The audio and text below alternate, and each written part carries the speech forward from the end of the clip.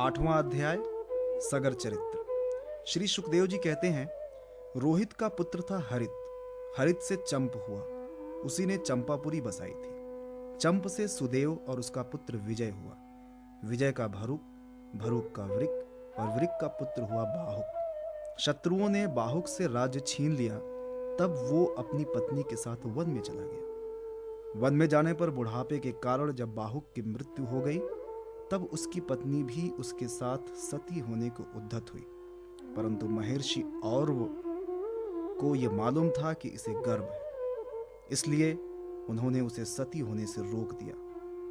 जब उसकी सौतों को यह बात मालूम हुई तो उन्होंने उसे भोजन के साथ विष दे दिया, परंतु गर्भ पर उस विष का कोई प्रभाव नहीं पड़ा, बल्कि उस विष को लिए हुए ही एक बालक का जन्म हुआ, जो गर के साथ पैदा होने के कारण सगर कहलाया। सगर बड़े यशस्वी राजा हुए। सगर चक्रवर्ती सम्राट थे, उन्हीं के पुत्रों ने पृथ्वी खोदकर समुद्र बना दिया था। सगर ने अपने गुरुदेव औरवों की आज्ञा मानकर तालजंग, यवन, शक, है और बर्बर जाति के लोगों का वध नहीं किया, बल्कि उन्हें विरूप बना दिया। उनमें से कुछ के सिर मुड़वा दिए, कुछ के मूछ दाढ़ी रखवा दी, कुछ को खुले बालों वाला बना दिया तो कुछ को आधा मुड़वा दिया। कुछ लोगों को सगर ने केवल वस्त्र ओढ़ने की ही आज्ञा दी, पहनने की नहीं, और कुछ को केवल लंगोटी पहनने को कहा, ओढ़ने को नहीं।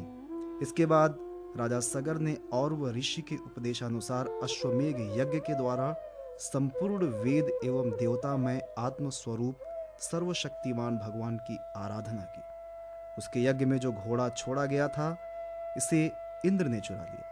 उस समय महारानी सुमति के गर्भ से उत्पन्न सगर के पुत्रों ने अपने पिता के आज्ञानुसार घोड़े के लिए सारी पृथ्वी छान डाली। जब उन्हें कहीं घोड़ा ना मिला, तब उन्होंने बड़े घमंड से सब ओर पृथ्वी को खोद डाला। खोदते खोदते उन्हें पूर्व और उत्तर के कोने पर कपिल मुनि के पास अपना घोड़ा दिखाई दिया। घोड़े को देखकर वे 60,000 राजकुमार शस्त्र उठाकर ये कहते हुए उनकी ओर दौड़ पड़े कि यही हमारे घोड़े को चुराने वाला चोर है। देखो तो सही, इसने इस समय कैसे आंखें मूंद रखी है।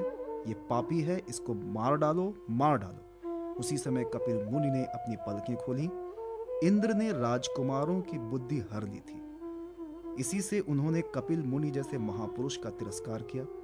इस तिरस्कार के फलस्वरूप उनके शरीर में ही आग जल उठी, जिससे क्षण भर में ही वे सब के सब जलकर खाक हो गए। परीक्षित, सगर के लड़के कपिल मुनि के क्रोध से जल गए, ऐसा कहना उचित नहीं है। वे तो शुद्ध सत्व गुण के परम आश्रय हैं।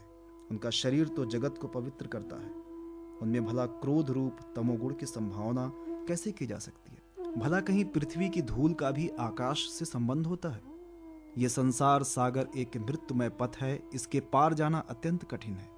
परंतु कपिल मुनि ने इस जगत में सांख्य शास्त्र की एक ऐसी दृढ़ नाव बना दी है, जिसे मुक्ति की इच्छा रखने वाला कोई भी व्यक्ति उस समुद्र के पार जा सकता है। वे केवल परम ज्ञानी ही नहीं, स्वयं परमात्मा है।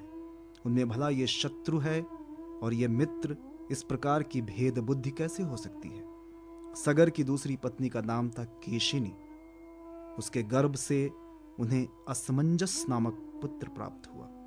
असमंजस के पुत्र का नाम था अंशुमान।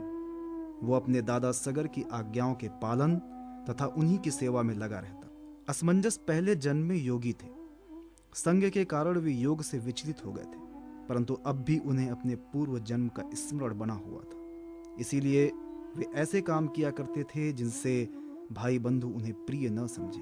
वे कभी कभी तो अत्यंत निंदित कर्म कर बैठते थे, अपने को पागल सा दिखलाते, यहाँ तक कि खेलते हुए बच्चों को सरयू में डाल देते।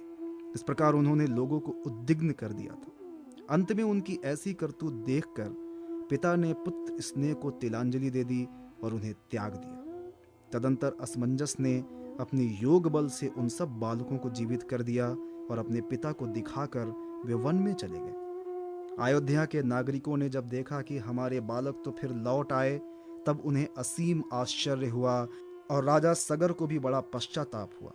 इसके बाद राजा सगर की आज्ञा से अंशुमान घोड़े को ढूंढने के लिए निकले।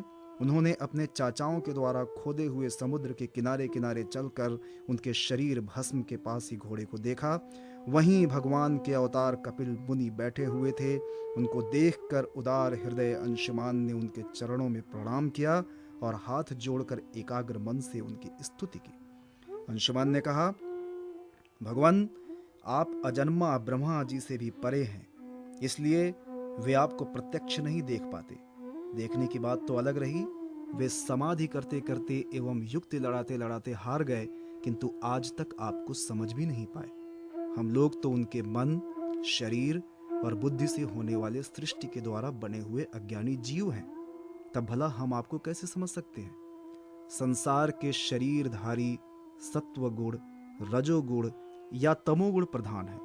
वे जागृत और स्वप्न अवस्थाओं में केवल गुणमय पदार्थों, विषयों को और सुषुप्त अवस्था में केवल अज्ञान ही अज्ञान देखते हैं। इसका कारण यह है कि वे आपकी माया से मोहित हो रहे हैं। वे बहिर्मुख होने के कारण बाहर की वस्तुओं को तो देखते हैं, पर अपने ही हृदय में स्थित आपको नहीं देख पाते।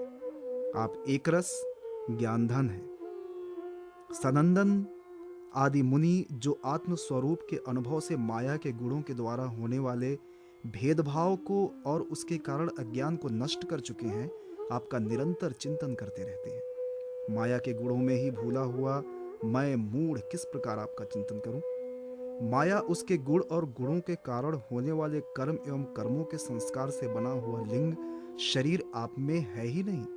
न तो आपका नाम है और न ही रूप।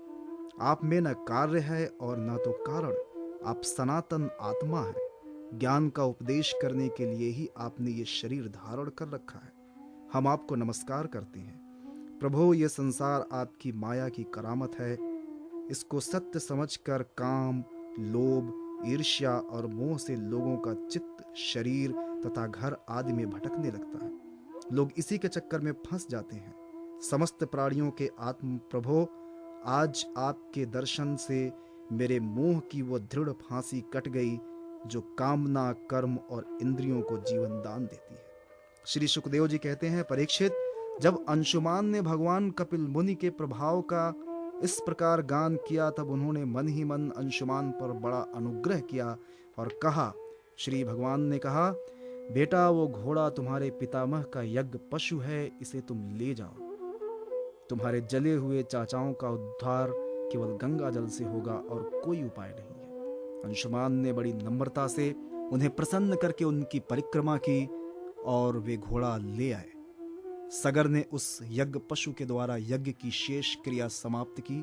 तब राजा सगर ने अंशुमान को राज्य का भार सौंप दिया और वे स्वयं विषयों से निःस्पृह एवं बंधन मुक्त हो गए। उन्होंने महर्षि औरव के बतलाए हुए मार्ग से परम पद की प्राप्ति की।